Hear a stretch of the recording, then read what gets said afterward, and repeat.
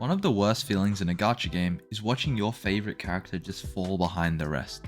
That's what's happening to me and over 12,000 players right now who love our depressed Stellaron Hunter Blade. Now Blade is my favorite character in Star Rail, and while I do have to talk about his kit and his performance quite negatively in this video, it's all because I really like him a lot and I want him to be stronger. I honestly shouldn't even have to say this as a disclaimer, but I know in gacha games there are communities that treat any negativity towards their favorite character as an attack. So before any self-proclaimed Blade mains slander me in the comments, I'm literally one of you. Now if you're not aware of how strong Blade actually is, well, he's not bad. At E0 S1 or even S0, he can absolutely clear MOC and Pure Fiction easily within the cycle limit. And when the stage is wind weak and beneficial to blast damage, he can actually clear it quite fast. But when you look at how other characters perform, it's not that great. I know tier lists are a horrible judgment for character strength, but if we take a look at the infamous Pridewin.gg MOC tier list, Blade is sitting at the bottom 2 for our limited 5-star DPS units.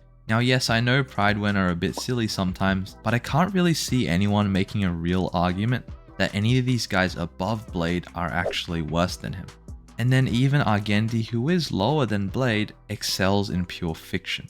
If we look at 0 to 1 cycle clears, which is the absolute peak of how much damage we can squeeze out of our characters, Blade isn't really seen anywhere. And obviously I'm talking without an E1 Ranmei or E2 Sparkle, as almost every character can 0 cycle with a setup like that. You don't really have to look far to find extremely low cycle clears with relatively low investment setups for other top DPS like Dan Heng or Jingliu. Now in Pure Fiction, Blade is actually pretty good. He's like a middle of the pack kind of guy. He isn't as good as Herder and Argenti, but he doesn't really struggle like LvlUrArti or any of the single target guys. But once again, middle of the pack isn't really something to be proud of. And then anyways, Pure Fiction isn't really a good test of how much damage characters can output, more how often they can output it and how many enemies they can hit at a time. Now once again, if you are happy with Blade's strength currently, that's fine. I mean, he can clear the content, so why not? It's just that personally, and I'm sure a lot of other players would agree, it would really feel great to have Blade up with the other big DPS powerhouses like Jingliu, Dan Heng, and then the new Acheron. So why did Hoyoverse make Blade not that strong? Well first, obviously he was a very early release in Star Rail, which unfortunately means, well, you're a bit weaker. Newer characters need to sell, and to do that they have to make them shinier and more desirable, and the easiest way to do that is just have bigger numbers. Now this isn't the main reason why Blade isn't that strong. The real reason, in my opinion, is something to do with how Hoyoverse designs characters. Every DPS unit in Star Rail so far has some limitation or something they have to sacrifice to deal the insane damage they do. Dan Heng and QQ have to use a lot of skill points, Jingliu drains her teammates' health and has to be in her buff state, all the hunt guys struggle in big AoE situations, and even Sealer has to be able to proc Resurgence to deal with them.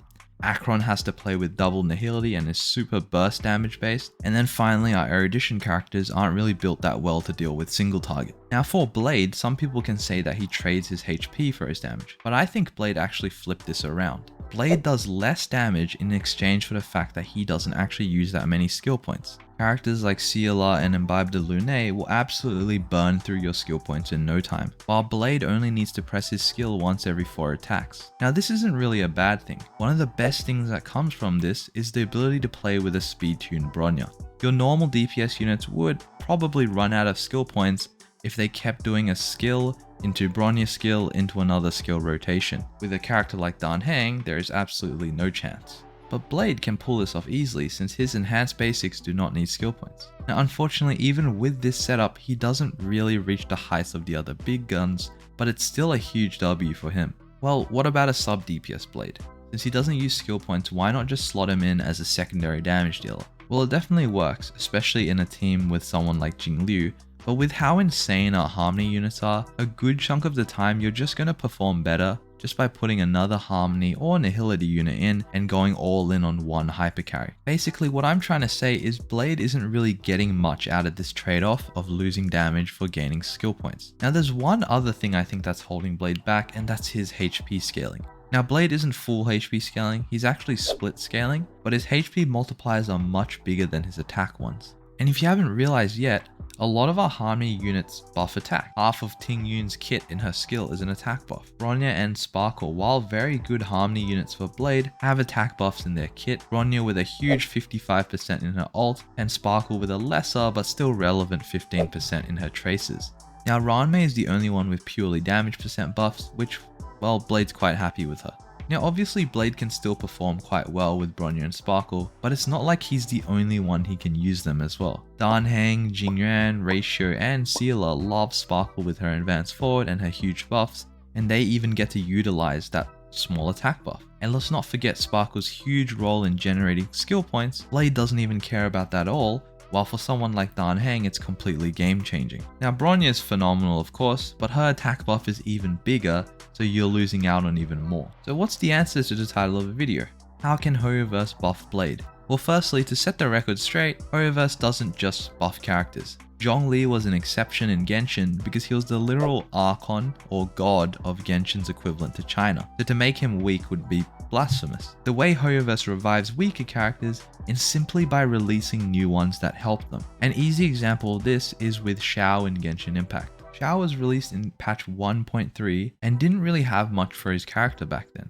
Almost 2 years after him, Hoyoverse released Farazan, who was an absolutely amazing support for him, which bumped him up in the meta a lot. And then a year after that, they released Shan Yun, who basically enabled a whole new team with him. And then if we look at Xiao now compared to him 3 years ago, he's a completely different character. So for Blade, who coincidentally is also an wind-based emo boy, his buff is definitely coming in the way of new characters. Now the easiest way people love to bring up is what if they just released a HP buffer? Maybe someone like Bronya, but they literally just give HP instead of attack. Well, that would be great, except I seriously doubt Hoyoverse would do that. See, at the end of the day, Hoyoverse is a business and these characters are their products. They need a lot of people to want these characters, so they'll spend money and then Darway will be happy. The problem is, if Hoyo releases a HP buffer, no one except for dedicated Blade mains would even pull for it. HP buff is useless on every other DPS in the game, so a majority of the player base would simply skip.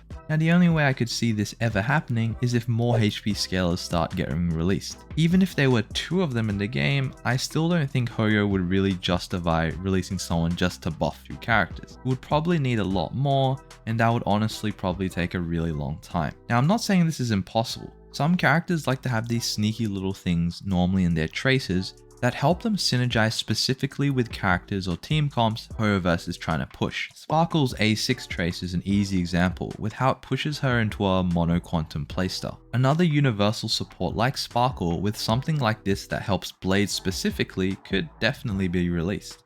Now before people start bringing up damage percent and crit supports, I want to clarify that I'm specifically talking about ways Hoyo can buff Blade so that he can catch up to the other guys. A super broken damage percent support like Ranmei, while fantastic for Blade, helped everyone else just as much. Now that leads us to the 2 ways that I cooked up that I think Hoyo might genuinely add in the near future. The first one is definitely a weaker concept, but it's sticking with the Harmony path. What if we play into Blade's skill point thing and add someone like LvlUrArti, but a support? A character that can choose how much they buff depending on how many skill points they use. Let me give you an example. Think literally LvlUrArti. Their skill charges their basic 3 times. An unbuffed basic is just a normal hit. If you cast skill once, your basic now casts on an ally and buffs their damage percent. 2 skill casts gives damage percent and crit damage. And then finally 3 skill casts gives everything from before, but also an advance forward. Now I'm not saying they need to add it exactly like this, but something like this would not only be an interesting concept, but would not be fully limited to Blade, but also benefit him a lot since he doesn't really use skill points. Now the second character's concept I think is a lot more realistic, and this time we venture into the Abundance path. Lynx is already somewhat of a Blade-centric healer as she increases HP and taunt value, but she has a whole lot of issues with her skill uptime that doesn't make her too great. I'm still going to steal a part of her kit, and that's going to be her HP buff with the heal. What if we added a sustain unit who purely focuses on overhealing? Think of something like Japad, or the upcoming Adventurine with their shielding, except they just give more HP, which can go over their current max health. We could go two ways with this. We could have a skill based one like Adventurine, where it doesn't increase the HP as much, but you can use it more often. Or we could go the Japard route, where it's an ultimate that gives a huge amount of HP to everyone on the team. With a character like this, they are not only going to be a sustain for people to pull, but also specifically for Blade or any future HP scaling units, they're going to be a Harmony unit.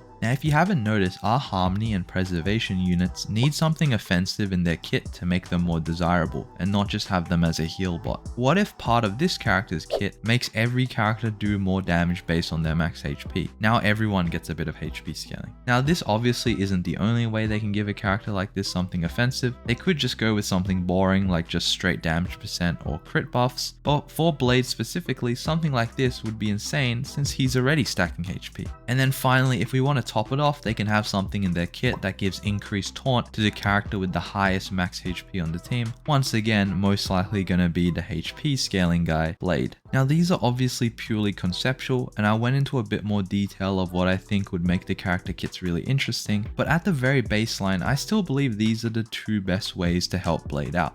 One, a skill point intensive Harmony unit, and then secondly, an Abundance character that specializes in increasing max HP. And that's pretty much it. This was definitely a longer video for my channel and did take some time to make, so I would appreciate a like and subscribe. And please let me know in the comments any of your creative ideas for buffing Blade, or any character for that matter, and if you would like to see more content like this. Thanks for watching.